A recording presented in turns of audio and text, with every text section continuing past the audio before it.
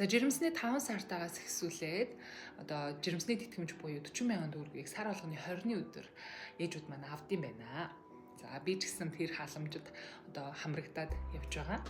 Энэхүү халамжийг би 4-5 сарын хугацаатай жирэмснийхээ хугацаанд авна гэж бодох юм бол би 160-аас 200,000 төгрөгийг жирэмснийхээ хугацаанд авах нэ. За гэтэл миний өдөр тутамд уудаг витаминуудыг уг нь хангаж чадчихвэл тэр мөнгө уг нь тэтгэмж болох гэдэг аахгүй юу. Гэтэл энэ мөнгө маань өөрөө хаач хүрдэггүй. За миний өдөр тутамд уудаг витаминууд гэх юм бол 3 төрлийн витамин байгаа.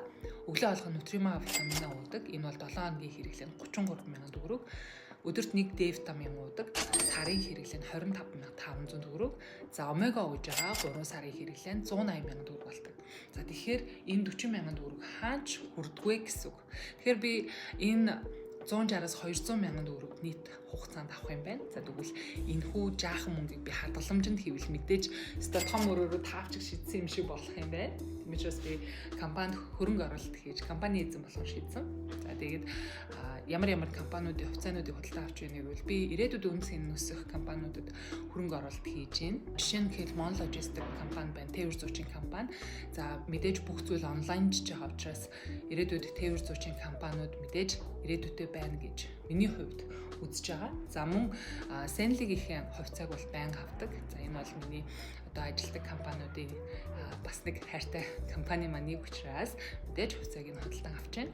За мөн одоо өдөр тутамдаа хэрэглэдэг хүнсний бүтээгдэхүүн дотор маань сүү өндөг мэдээж байгаа. Тийм учраас би Төмөн шувуудынхаа одоо хувьцаанаас авдаг. Мөн сүү хувьцаат компанийнхаа хувьцаанаас бас авч байна. За тэгээд мэдээж ногдол ашгаа сайн өгдөг компаниудад ирээдүйд бас дахиад хөрөнгө оруулалт хийхээр төлөвлөж байна. За энэхүү хувьцааны арилжааг бол би Hybe application, Stock Lab үн цасны апаар дамжуулан хийж байгаа. Маш амар хэлбэр одоо хөрөнгө оруулалт хийх ойлгомжтой тийм аппликейшн байгаа. Тэгэхээр та бүхэн ч гэсэн ээжүүд маань бас сонирхоод үзээрэй. За тэгээд амандчгүй, хамардчгүй тийм мөнгийг үрж яхаар ирээдүйд би хөрөнгө оруулалт хийгээд бас хувьцаа хөдөлж авал бас ухаалаг сонголтууд болох юм болов уу гэж бодож байна. Тэгээд бүгдд нь амжилт хүсье.